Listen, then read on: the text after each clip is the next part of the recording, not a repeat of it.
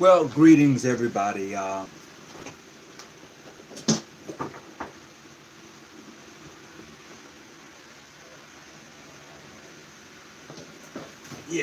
had to get a little bit more light. You know what I mean? A little bit more light. But anyway, so tonight we're gonna talk about the Daughters of Sphinx. You know, most people, when you're thinking of the sisterhood of the Order of the Eastern Star, we don't usually talk about those appending bodies of the Eastern Star work, such as the Amaranths and the Daughters of Sphinx and the Herons of Jericho. Those appending bodies, it's is suited for the Eastern Star after she's gone through her degree work. So tonight, just for a minute, if you're up, great. Appreciate you coming on. I know it's kind of late around way, but we're gonna talk about the Daughters of Sphinx. That is something that is hardly ever talked about. And tonight, it's just one of them times I'm up and I'm just thinking, I'm like, well, the Daughters of Sphinx. When was they founded? Who founded the Daughters of Sphinx? Did the Daughters of Sphinx come before Isis, the Daughters of Isis? And we're gonna touch on that a little bit tonight. The Daughters of Isis is part of the Prince Hall sisterhood, or equal to their nobles. And I would tell you this: the Daughters of Sphinx is older than the sisterhood of the Daughters of Isis. The Daughters of Sphinx is older than the Daughters of Isis. The ancient Arabic order, Nobles of the Mystic Shrine, is older than the ancient Egypt order, Nobles of the Mystic Shrine. And with that being said, you must understand that it was the illustrious, honorable John G. Jones who ushered in the Shriners and the Daughters of Sphinx. Without him, you don't have the Daughters of Isis, nor do you have the ancient Arabic, the ancient Egyptian order Nobles of the Mystic Shrine. You don't have them. And I know a lot of people may find that to be kind of odd, but yes, Jones is that guy. He is the founder of the Arabic order Nobles of the Mystic Shrine. He's the founder. He's also founder of the Daughters of Sphinx. After G. Jones was expelled in 1903 from PHA, according to them, he kept on doing his thing. He kept moving, and today we can say that because activities vibrant, and so are the Daughters of Sphinx. The Daughters of Sphinx, order daughter, 1895. The Daughters of Sphinx was founded in 1895. You may be wondering, where did I get this? It has the dates and charter for every appending body that is under the Supreme Council, for which I'm a part of. And with that being said, we have the Daughters of Sphinx being founded in 1895. We have the ancient Arabic order of the Nobles of the Mystic Shrine being founded in 1893. Both were founded by and organized by John G. Jones. After John G. Jones was expelled from Prince Hall in 1903, supposedly that was supposed to be the end of it, but it wasn't. In 1900, the ancient Egyptian order Nobles of the Mystic Shrine was organized. Jones had nothing to do with that. Okay, hear me clearly. Jones had nothing to do with the ancient Egypt orders, Nobles of the Mystic Shrine. Nothing at all.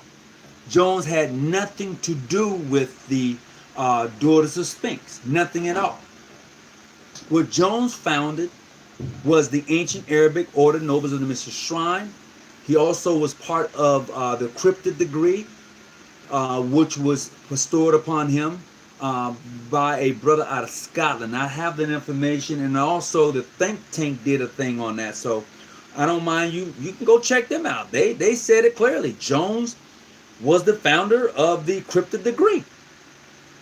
He had that right. So, and it supposedly had fell off, but the cryptid degree is still live and functioning amongst the ancient, free, and accepted Masons depends on your jurisdiction, whether they practice those degrees or not. But I do know of some jurisdictions that do practice the cryptid rite. But back to the Daughters of Sphinx. The Daughters of Sphinx are equal to the Shriners. The phases are identical. The only thing that separates them is the mere fact that it says Daughters of Sphinx. That's what separates them.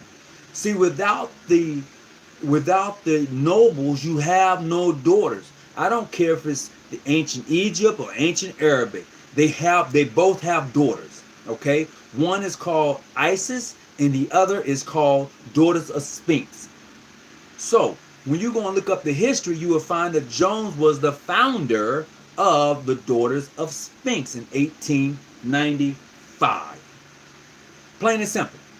You can say what you want and how you want to say it, but the Daughters of Sphinx has been around longer than the Daughters of Isis. So, I want to just welcome everybody on before we continue to go any further. Welcome aboard. That's my administrator, brother Eric. I appreciate you coming in. Thank you. Light Traveler. Oh my God. Greetings, Light Traveler. How are you doing? Oh my goodness. Definitely.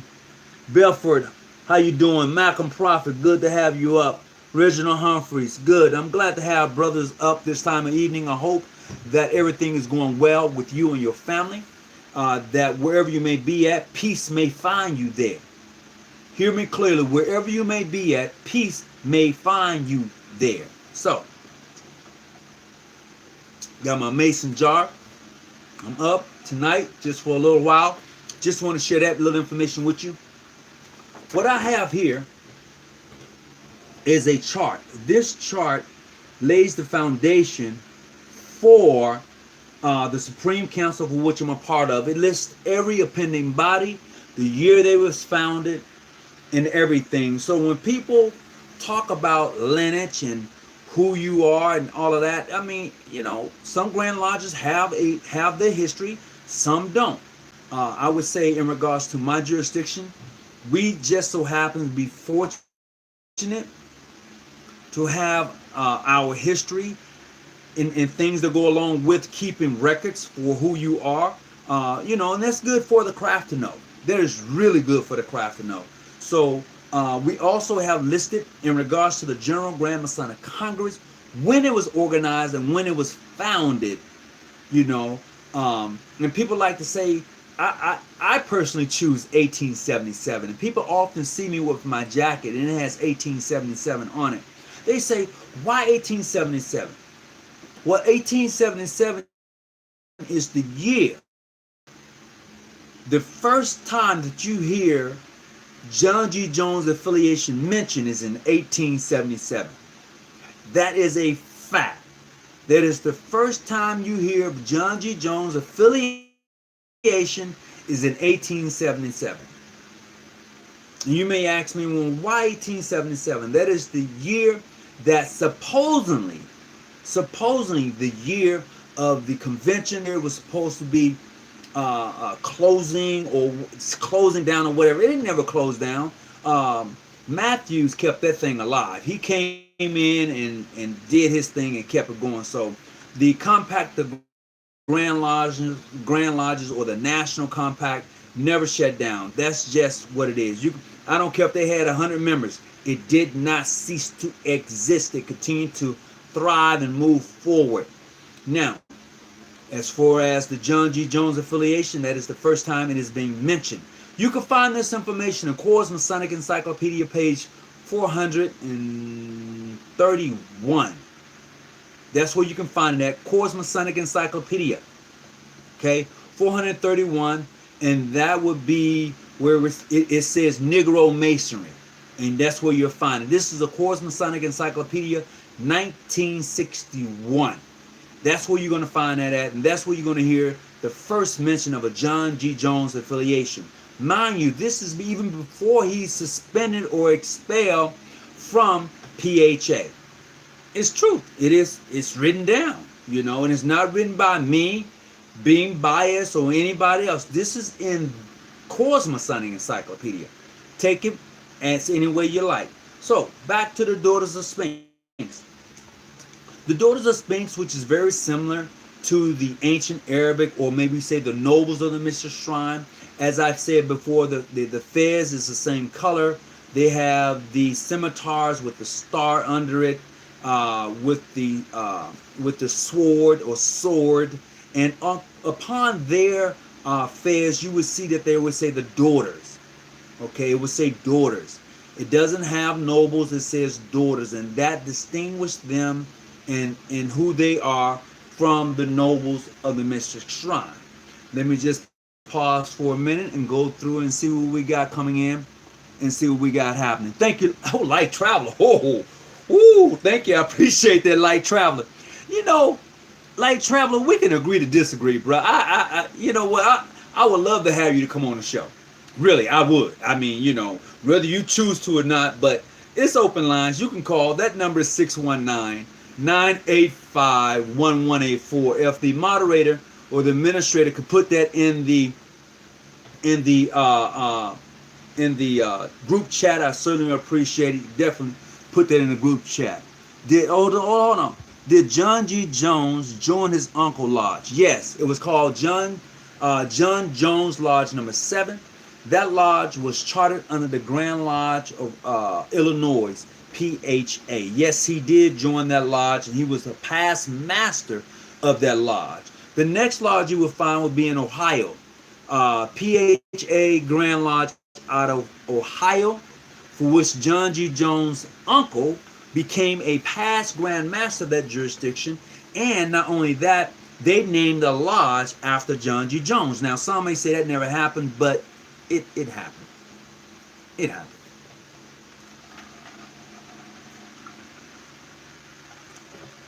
It happened. So, let me see. Is that his uncle was named John Jones? Yes, his uncle was named John Jones as well. His uncle was named John Jones as well. So I'm just going to look through some of the comments. Did Jesus get born out of wedlock? Did Jesus get born out of wedlock? Yeah, Jesus was born out of wedlock. She was impregnated by the Holy Spirit. You know, seems to me that God committed adultery because she's supposed to have been in love with Joseph. That's for another day. I'm just kidding. I'm just having a little fun right now. Greetings, Drew. What's going on with you? Just giving everybody a shout out who's beginning to come on real quick. Hey, Brother Larry Diamond, I didn't think you would be up, bro. I appreciate you being on. Yes, if you want to call in tonight, that number is 619-985-1184. We're talking about the Daughters of Sphinx tonight and how they're similar to the nobles of the Mystery Shrine. Who came first, the Daughters of Sphinx or the Daughters of Isis? I'm telling you once again, the Daughters of Sphinx was first. They was organized in 1895, okay? The Nobles of the Mystery Shrine, as I've said before, was organized in 1893. So certainly they were first. And after John G. Jones was suspended or expelled from PHA, he kept those. He kept those two bodies, and he kept right on rolling. Now, I don't know how many of you are familiar with what they call crooning. Crooning, Masonic, crooning, let me see my book. Let me get my book real quick. But it's called cronyism, okay?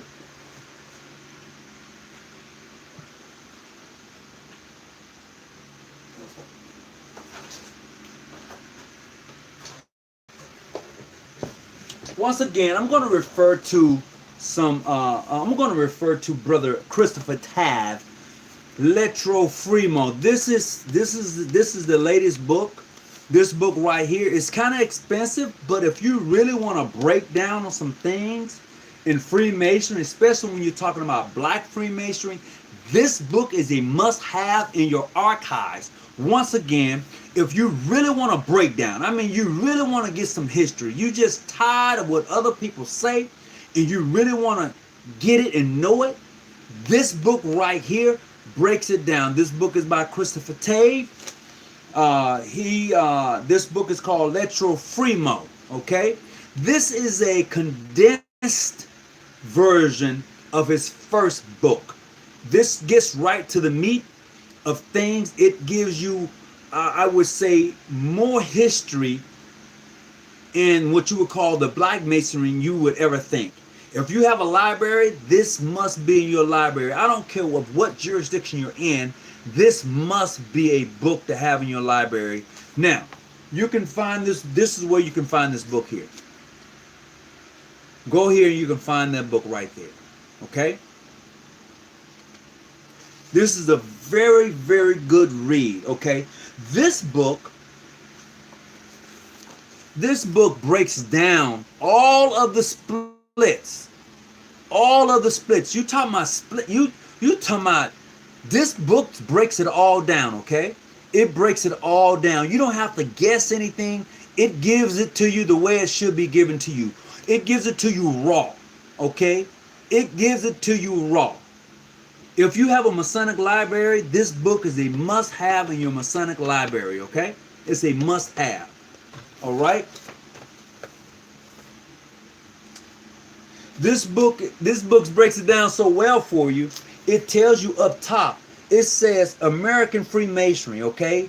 American Freemasonry up top. Then it goes into Black Freemasonry, White Freemasonry. Then it goes from Prince Hall. And then it tells you about mainstream. And then it goes into mainstream AF and AM under White Freemasonry. Under Black Freemasonry, you're going to find PHO. You're going to find PHA. You're going to find Black Modern, Free and Accepted Mason. And you're going to find Black Ancient, Free and Accepted Mason. And then you're going to find International, Free and Accepted Mason. He breaks it all down, makes it simple for you. It's a great read. If you also want to know in regards to the various Masonic Supreme Council, it breaks that down to you also. So there's no like, where did he find it? It goes real, man. It's deep. This is a very deep book to have. Like right here, it breaks down all of the Supreme Councils and when they started and who is the most puissant sovereign grand commander at the time.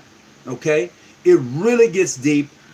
I would say if you're going to have a good book in regards to Masonic history, this is one of those books you gotta have in your library. You have to have it. Okay, to me, it's a must.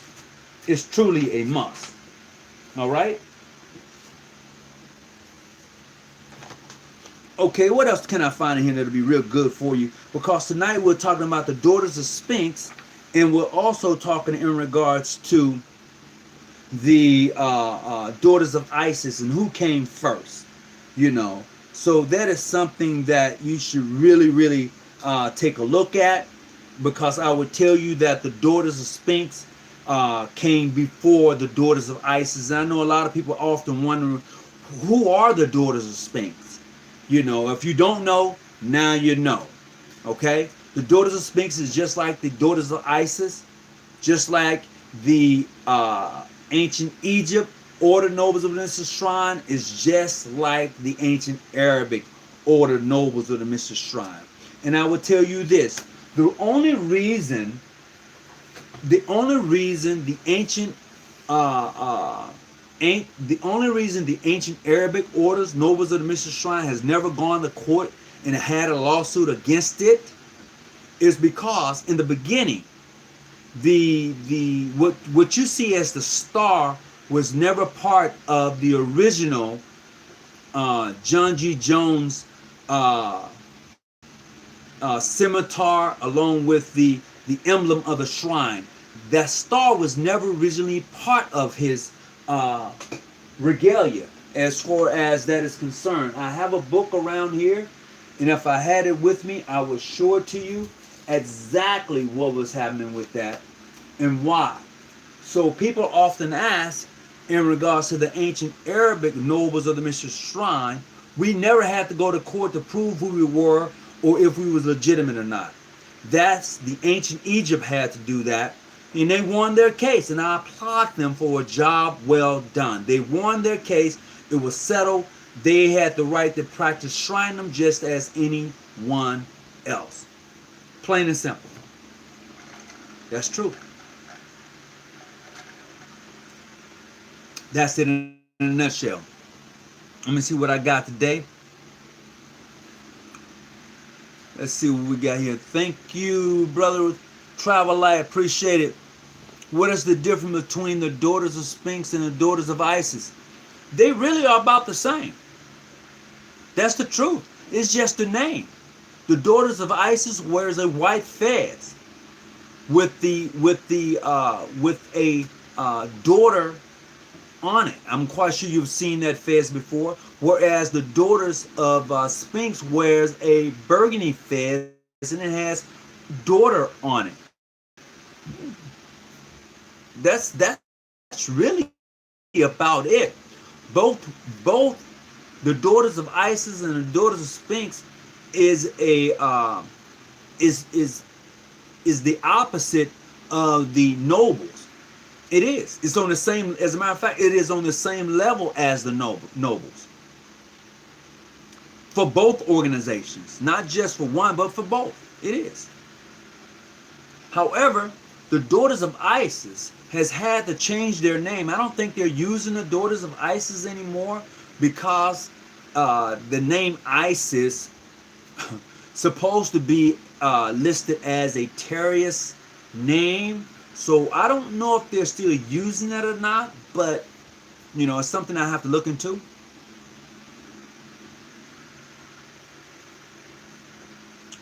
At Larry Diamond's jurisdiction. Have to be initiated into understand. Oh yeah, you do have to be initiated into it in order to understand it. I will tell you this. The Daughters of Sphinx have their own initiation, just as the Daughters of Isis more than likely have their own initiation. Yes, they also walk what we call the hot burning sands. And there's some other things that they may do that is very similar to what the nobles do. So if you have not yet been initiated a Daughter of Isis or Daughters of Sphinx, and you are part of the OES and those are pending bodies, check it out. You know, what we have here, we have the, let's see, I think I had it. I know I had it. This is when you got too much stuff on your desk. You can't necessarily find what you're looking for. I'm going to only speak about what I know in my jurisdiction. So in my jurisdiction, we have what you call the most excellent roles. The most excellent roles is very similar, is on the same level as your 33rd Inspector General. In my jurisdiction also, we have what you call the most worthy Grand Matron of Sphinx, which is equal to the Imperial Potentate. Okay, we have what you call worthy Chief Counselor, which is on level with the most eminent Grand Commander of the Knights Templar. We have what you call the Royal Excellent Matron, which is on par with the Grand High Priest of the Royal Ark. So for each pending body on the male side, we have a female pending body also in my jurisdiction. Now, I'm going to share something with you that I found here recently, and I thought that it would be a good read or something that would open your eyes to the Masonic world as far as Masonry and the true bond of Masonry. Because I don't know how many of us understand that there's a true bond within Freemasonry that crosses all boundaries.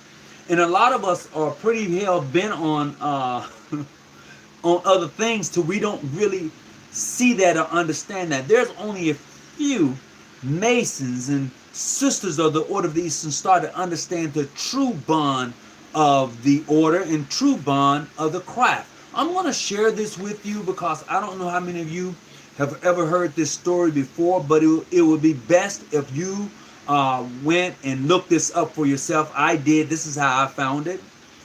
And I will tell you this.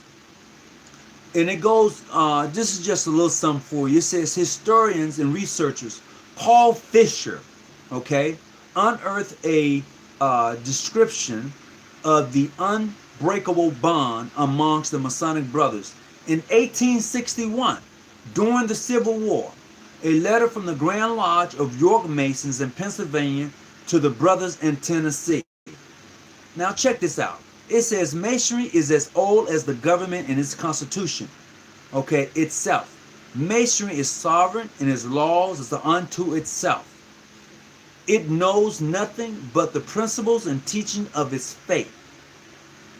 It goes on to say, the proud position of a Mason is to send a loaf from the rise and fall of an empire, the disturbance of states and wars and contain in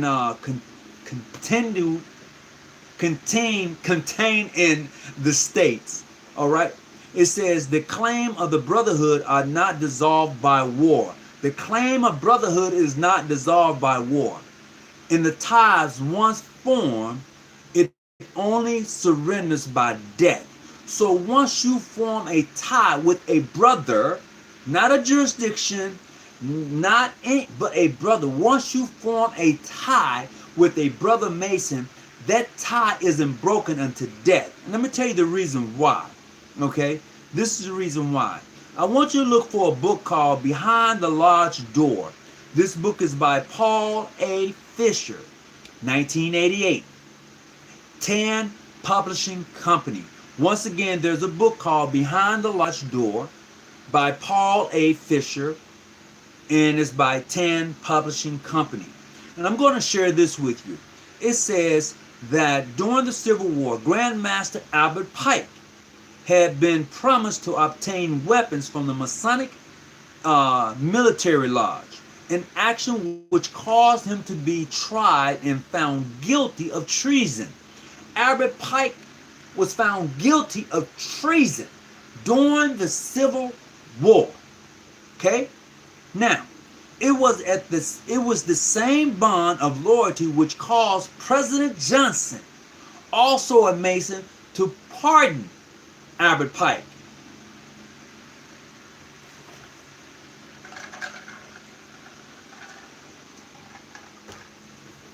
And they weren't even in the same jurisdiction. Somebody need to talk back to me. I'm just saying. Okay? It says that pardon became important issue in Johnson impeachment. General Gordon Gage was present at the White House meeting between Grandmaster Pike and fellow Mason Johnson. In his testimony before the Judicial Committee of State, I gather that Pike was the superior of the president in Masonry, and that the president was his subordinate in Masonry. You can't make this up. This, I'm telling you where you can find this at. And it goes on to say, the power of the Masonic bond was evidenced in the impeachment trial of President Clinton. Oh, y'all didn't know that. Y'all didn't know that there were some things that was happening in the impeachment trial of President Clinton? If you didn't know, now you know. Okay? Now check this out. In high school, Clinton had been president of a Masonic youth group called the Demolay. See, President Clinton has been elected a Demolay for life. Okay?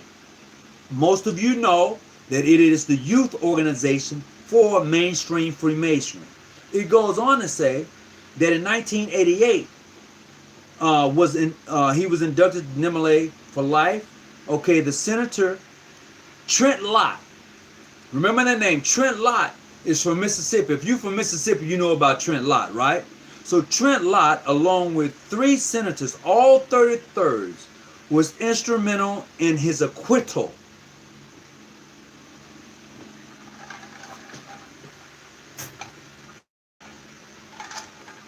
Tell you what, if you don't believe me, go look at who was selected to sit on the committee to impeach President Clinton, and go look at their background. And they were Masons. 8 of them were Masons. There was 12 total, and 8 were Masons.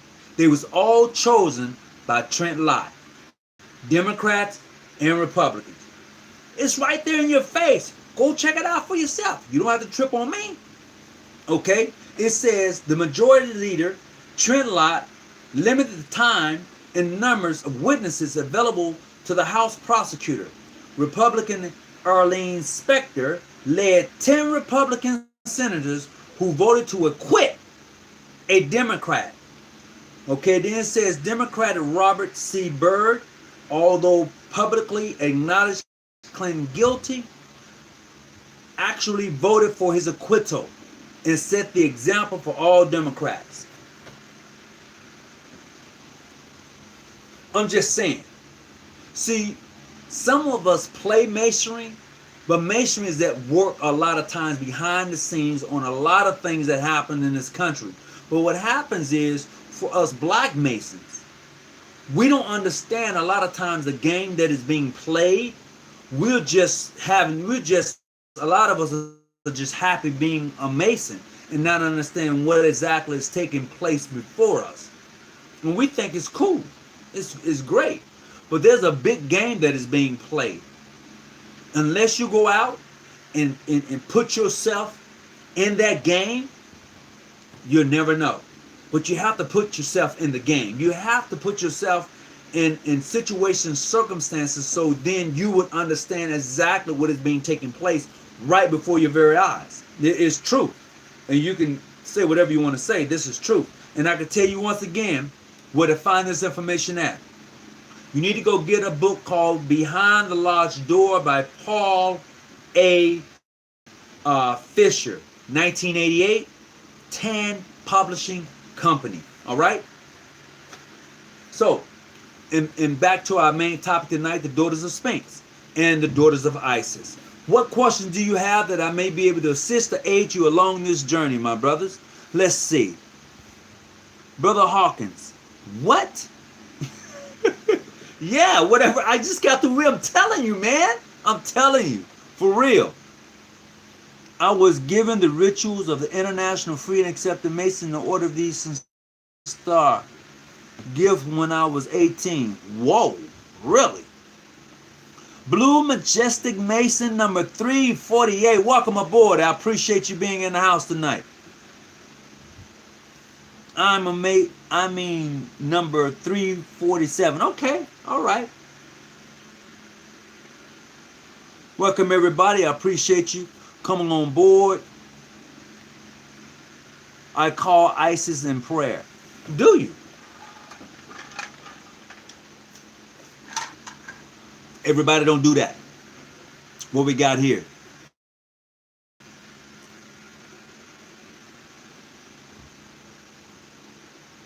Let's see. I'm just scrolling through and seeing what's happening. Definitely please hit the like button. I appreciate it. This is the glory of masonry. The light is shining. Oh, no doubt about it. Why do the Daughters of Sphinx camel walk? I don't know. It depends on the jurisdiction. It really does. I can't speak for every jurisdiction as far as the Daughters of Sphinx is concerned. I can only speak about when they was founded. And, you know, in some jurisdictions, yeah, I've seen it. And I'm like, hey, you know what? If that's their jurisdiction, that's their business. That's their business. That's why I often say, stay out of the bushes and keep your light on. That's not what we do where I'm at, but where they're at, that's acceptable to them. I would not criticize someone's jurisdiction because what I do is different than what they do. I don't have a right. The only right I have as a Mason is the rights and privileges that I'm afforded through the Brotherhood of Freemasonry. I can't tell another jurisdiction what to do and how to do it. I can't. And we shouldn't. It's called respect. If another jurisdiction allow the Daughters of Sphinx to camel walk and that's what they do, well, that's what they do. You know, the best thing you can do as a Mason and as an Eastern Star or any other pending bodies of Freemasonry is to be the example. Be the example of a sister, be the example of a brother, a noble, an inspector general, a sublime prince, a royal archmason, a Daughters of Sphinx. Be the example of the very thing you say you love and endure. If you would only just stop cutting down people and look at what you read in your obligations, maybe, just maybe, you will begin to see masonry in the Eastern Star. And those are pending bodies from a whole nother point of view. I would say this. Most of us, as I've said before, do not go back and read and see what you've said for your pending bodies and your degree work. You're just so happy to be part of the organization till you just tend to like just let it be. But I encourage you, always go back and read that. And most of you probably was given the obligation and not really initiated into the work. I would tell you to go back and read and see for yourself about the initiation of the work, because the more you indulge yourself in this thing we call Freemasonry and the Order of the Eastern Star and those appending bodies, you will begin to see things a little bit different than you have before. A lot of things that Freemasonry and the Order of the Eastern Star in this country are right before our very eyes, but we refuse to see it. I would tell you this: if you ever find yourself in Washington, D.C., and you find yourself at the House of the Scottish Rite, they have 13 steps, which represents the 13 colonies. And you really got to look at this thing. Why did they have 13 colonies in the beginning when the founding fathers, so-called, came to America? You got to look at this thing for what it truly is. It is truly amazing how Masonry is really entwined with this country. A lot of us already know about how Washington, D.C. is laid out. But Benjamin Banneker, after the original person left and quit the job, finished the foundation and layout of Washington. He did that. A black man did that.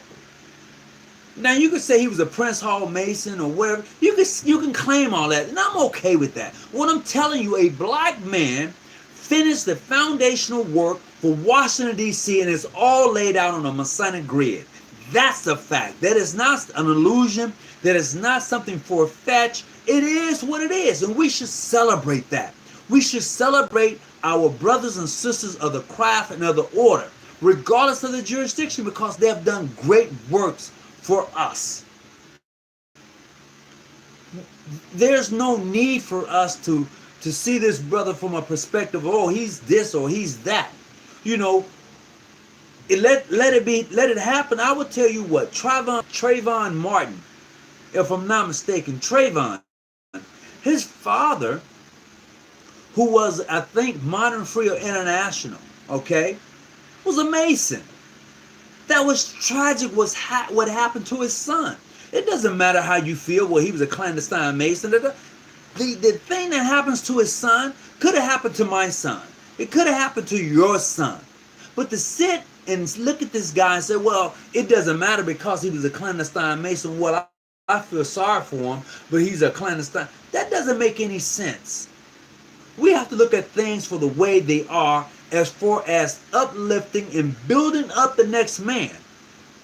If you had nothing good to say, you shouldn't have never said anything about this man. This man tried to live an upright life. This man was taking care of his son. His son was there to visit him and lost his life.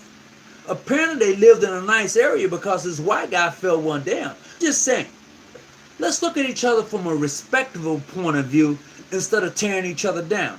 I don't care what jurisdiction you're in. As a matter of fact, there's a sister that visits this page often. I'm not going to call her name, but I helped her to get her application in, and another brother did also, to a PHA Order of the Eastern Star. I did.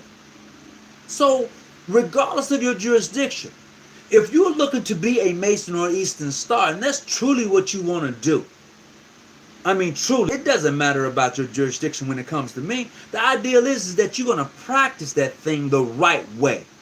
Okay? You're going to do right by what you say in your obligation. And treat everyone with dignity and respect when you come across them, even if they're not part of your jurisdiction. Or you may consider them to be clandestine, irregular, bogus, whatever. You want to give them the respect that is needed because of who you are. You set the example. And it goes right back into what I'm talking about in tonight's topic, the Daughters of Sphinx. Because the Daughters of Sphinx set the example. And then came the Daughters of Isis. The ancient Arabic order nobles of the Mystery Shrine set the example. Then came ancient Egypt. You could take it or let it alone. That's how it went down. I'm just saying. All right. Do you walk with the daughters? Do you walk with the daughters? I do not camel walk with the daughters at all. But when we have our procession, we all walk in together. The brothers do not camel walk during our procession. We don't do that in my jurisdiction as a noble of the Mystery Shrine. There may be others that do. And I can, that's what they do. But we don't do it here. Okay?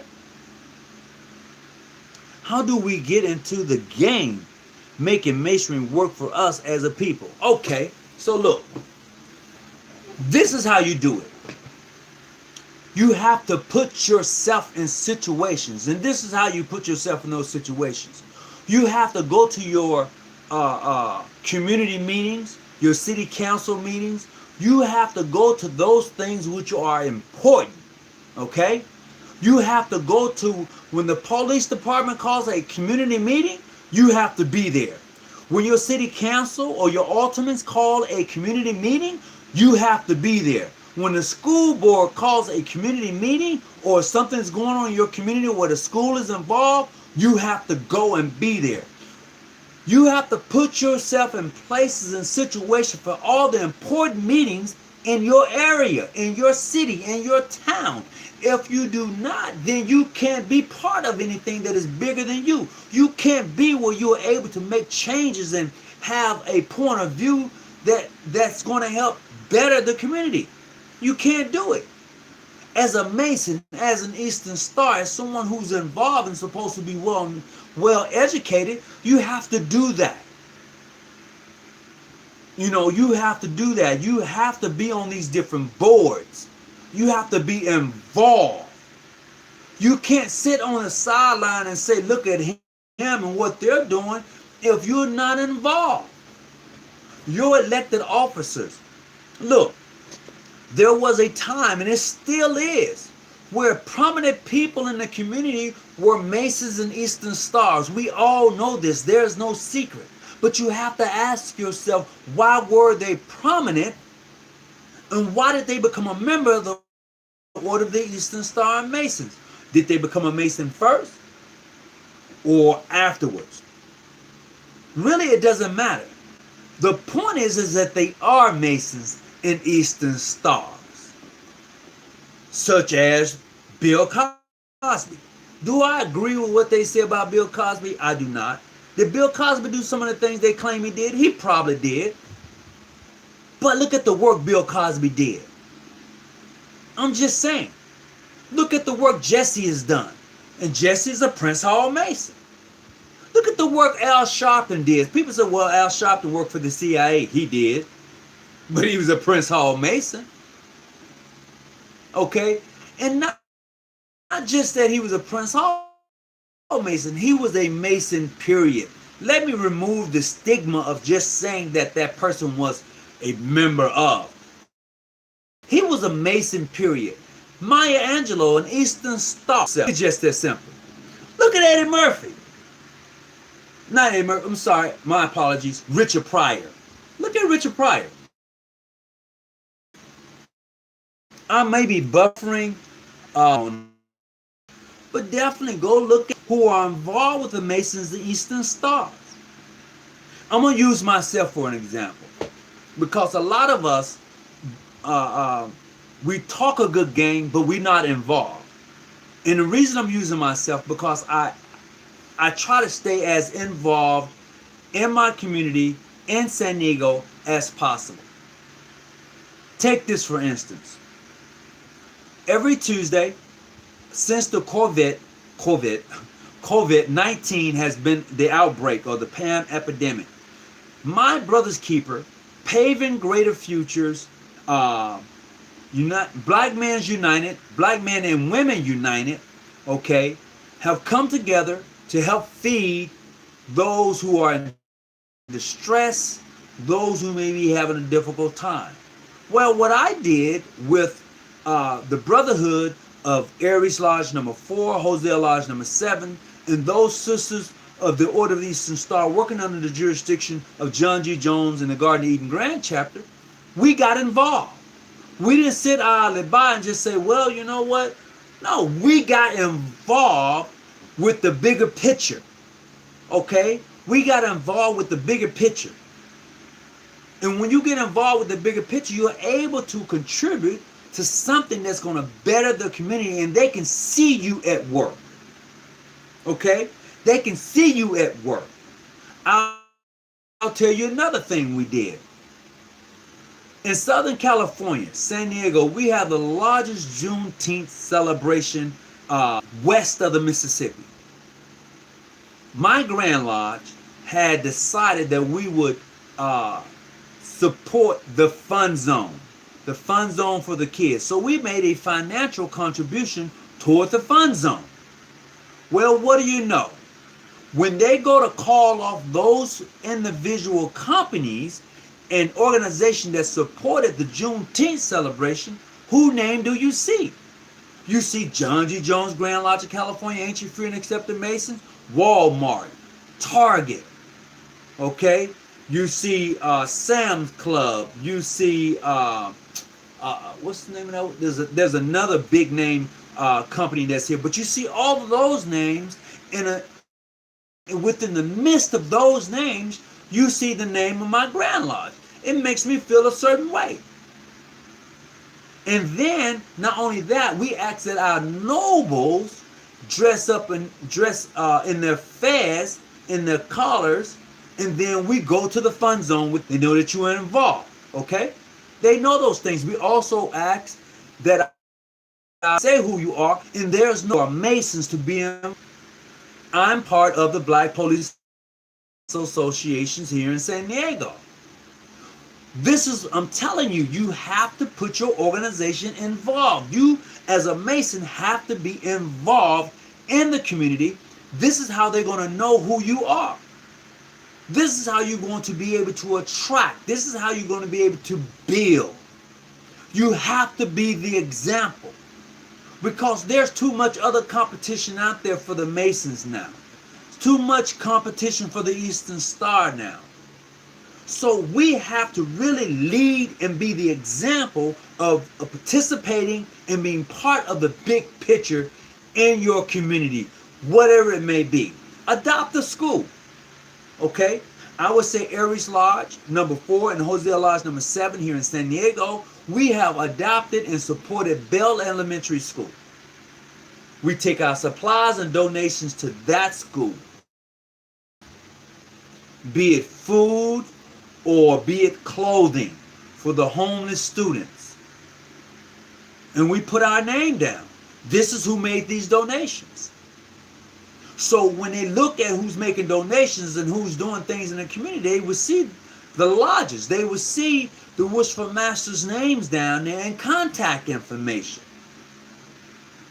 Volunteering is another thing. When I say volunteering, I'm clearly saying as an individual.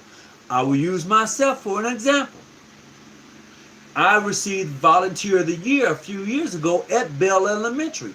I made it my personal duty that when I got off of work, I went to that school to participate and made sure that the kids was able to walk across the street, get to the car safely, made sure you're part of the Illuminati.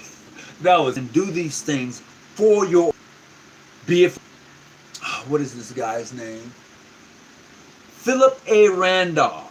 I don't know how many of you are familiar with Philip A. Randolph. There's a national organization of the Philip A. Randolph, and they had their convention in Pennsylvania a few years ago, and I went. And man, and to sit and talk with different brothers who are from across various states and jurisdictions, put in the work, light or shadow, in regards to the select flesh that we are forever in and out of body. Malcolm Prophet, come on, man. What are we talking about tonight? Well, just to answer your question, traveling man, greetings to you. We're talking about a couple of things. One is the Daughters of Sphinx and the Daughters of Isis. And as I said earlier, that the Daughters of Sphinx is older than the Daughters of Isis, founded by the Honorable John G. Jones, who is also the founder of the ancient Arabic order Nobles of the Mystery Shrine. I'm going to say this. John G. Jones had nothing to do with the ancient Egypt Nobles of the Mystery Shrine. He had nothing to do with them at all. He didn't. However, they have him listed as their first potentate. They have him listed as their founder. They do. But that's okay. It's really all right. Whatever is clever, whatever works for you, you know. Yeah, I'm buffering pretty bad. It just depends on where you're at too. I noticed that I got a couple of things set up, and I noticed one would buff and one would not. I apologize for that, but this internet thing you took that down. Or lazy people find that. Greetings to all who are coming on right now. Yes, I'm buffering in and out, and I don't know if that's the internet or something like that is happening. I'm not going to hold you long tonight. Can someone explain how the Illuminati factor into all of this?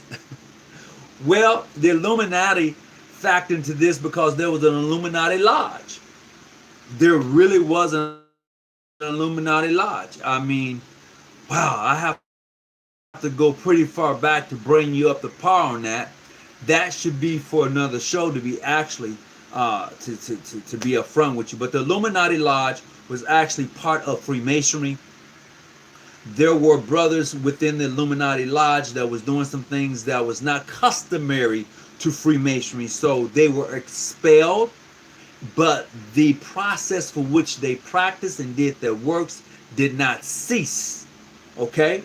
It did not cease. Just so you know. That would be a great topic. Can someone explain how the... Oh, okay. I got that one all right. You got to prove that one.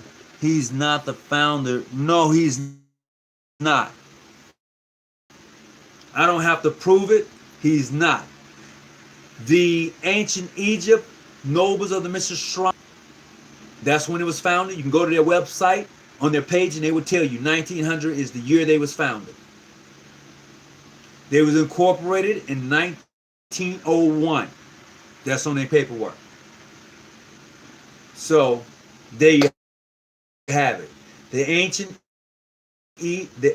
Arabic orders of the Nobles of the Mystery Shrine has continued to live and thrive from its inception, from 1893 all the way to now. They continue to thrive. Okay? Okay, let's see. Am I sure? Am I sure about what? Forward. I'm hoping and praying that your families are well. Man, I'm going to tell you, to be in the presence of some good brothers this weekend as we fellowship, we sit and we talk and we enjoyed each other's company. And this is what Freemasonry is all about. When they got the same, I was able to fellowship with some brothers, really did. And I appreciate you coming through. This is what Masonry is all about. I've done some research into early Illuminati and found a lot of evidence about the submarinian reptile species, any thought. I've heard of it. I can't really speak on something I haven't really done and indulge myself in. I've only, here and there I've heard of it. The reptile people. Ooh, that's a whole nother subject, man. I mean, you can go all over the place with that. And I don't want to do it right now, but if you ever want to have that conversation, give me a little time to kind of look at some things, and I don't mind. We could probably talk about it. It makes for a good conversation piece. It really does. Yeah. Who am I? 5 brothers at your funeral. We're going to leave. It should.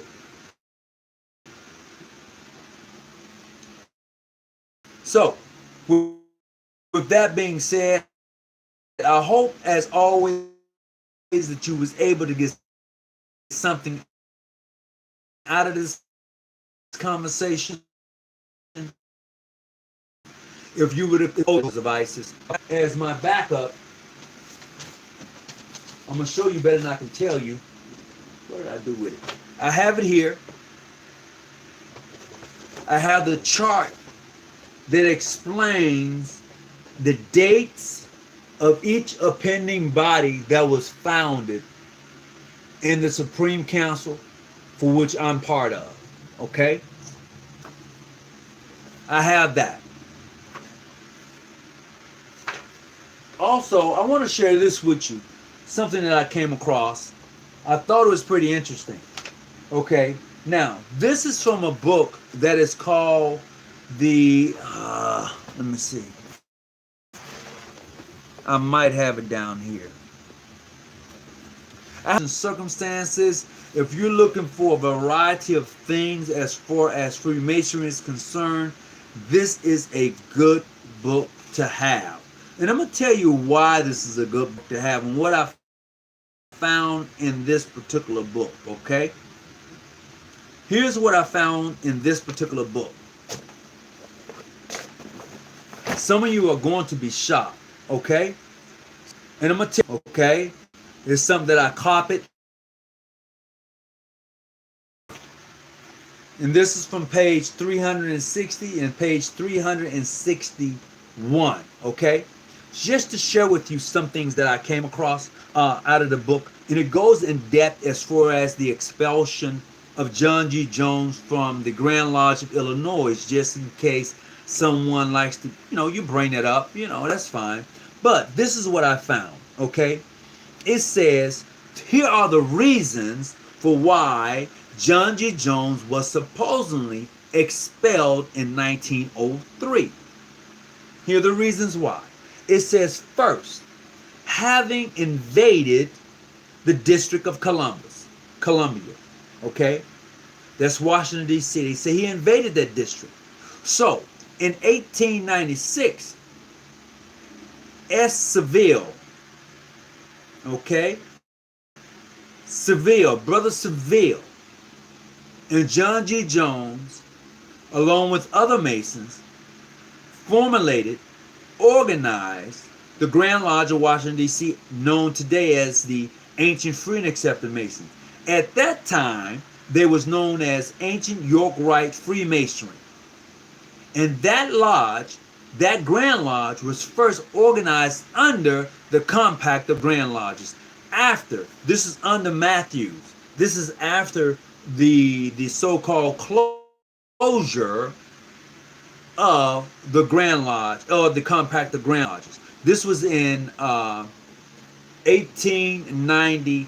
Grand Lodge was organized. And mind you, Jones was still a member of PHA. So I would say that's probably why they went ahead and did what they did. It says the second reason why Jones was suspended from the Prince of 33rd in violation of the Constitution of the Supreme Council. Did you hear that? Mind you, he is the most puissant sovereign Grand Commander at that time of the Southern and Western Masonic jurisdiction. But they said because he was getting ready to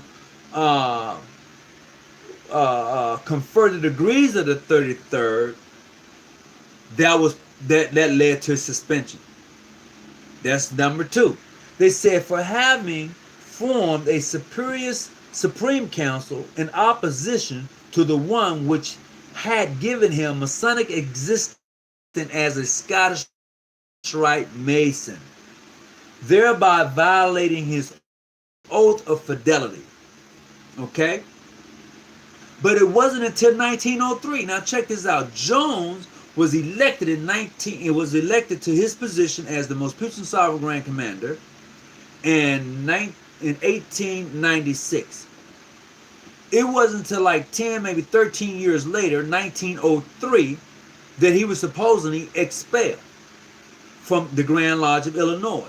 Mind you, there is no way that you can be a Scottish Rite or York Rite Mason in another Supreme Council and be part of the same Grand Lodge that holds its allegiance for its members of another Supreme Council.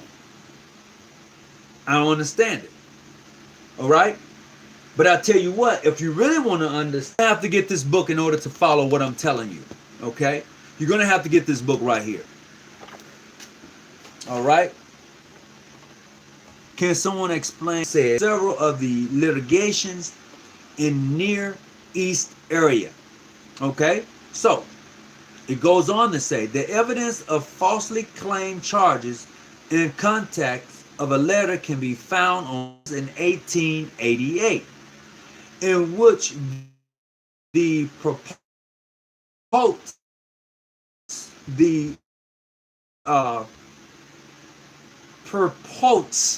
that's what it said, proposed, I guess, and etc. It says there are records existence in the records existence amongst the brotherhood in the fraternal. Okay, you can find this information. Okay, the plumb line. If you want this information, you can find it in the plumb line volume number 2, July 1910. You can also look at the plumb line volume 1, number 6, April 1911. Okay, it says the Prisons of Louisiana 1903, page 206 and 7. This is where you can find this at. Now, here's the funny thing. Now, this is what's going to really mess you up. It says there's research existing that Steam, right? Now, it says on May 6, 1880, over the signature of Jackson, the Grand Commander for the Southern and Western Masonic jurisdiction of the Scottish Rite, Jones was elected Sovereign Grand Inspector General, active member. It says he was elected over the signature of Thornton A. Jackson, a member for life.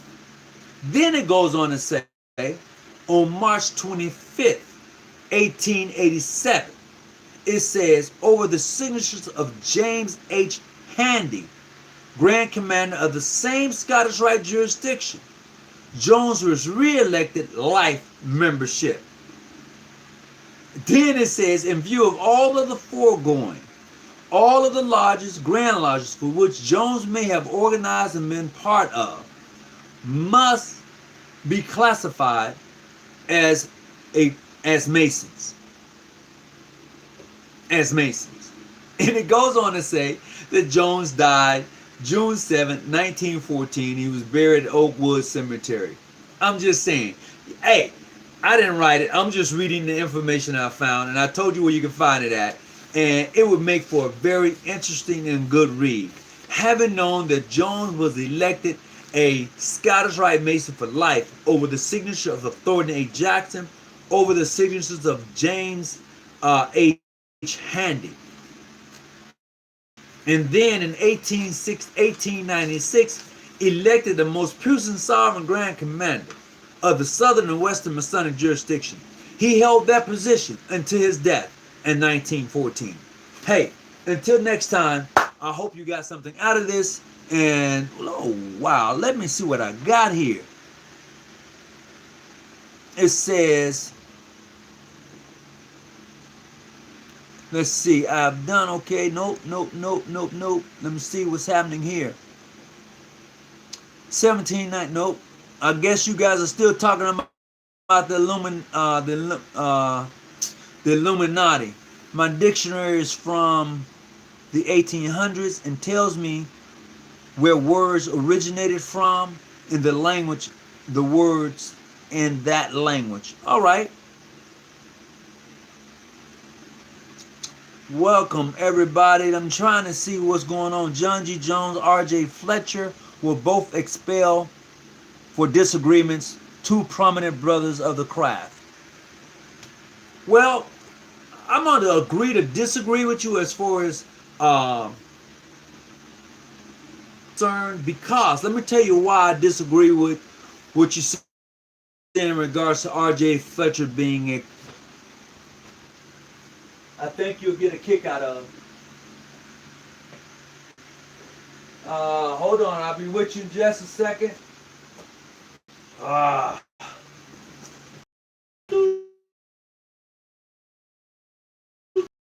Trust me, I know I've been there before. Why is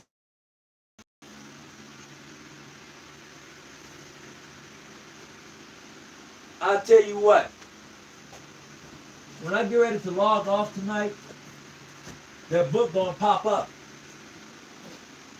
I don't even see it right now. Oh man. I don't even see it right now. But I got it. I gotta find it. There's a. I just don't see it right now. Once again, I have a book on the hit book, and I have it. And it's probably looking at me, and I don't see it right now. Oh, shucks. I am going to have to look for that book. I just don't see it right now. But I have it. I know I have it. So, what else we got here before I get ready to log off?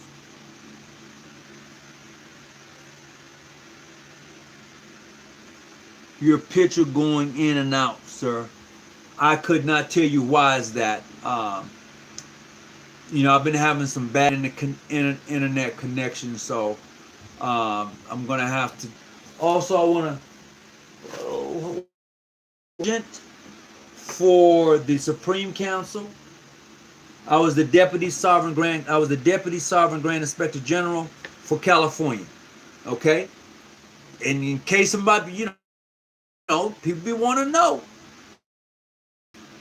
This is from my Supreme Council. Okay? All right? And this certificate right here is where I was an honorary member of the Sovereign Grand Inspector General 33rd. About, hey, this is buffering a little bit, and I hope you enjoyed the show. And if I can ever be of assistance to any of my brothers of the craft, I will do that. And thank you once again for the contribution, brother. I appreciate that. It means a lot. It gives us an opportunity to actually go and to do what we have to do. I mean, instead of talking about it, you actually have the information before you. It gives us that opportunity. I want to say thank you for the contribution. Light Traveler, thank you very much. I appreciate it. And those of you who have made contributions before, I appreciate you. We're going to go ahead and call it a night. As always, I hope you got something from the show tonight. I appreciate you. Peace, be well, and blessings. And whatever you do, always keep your light on and stay out the bushes. The higher we climb, the clearer the vision.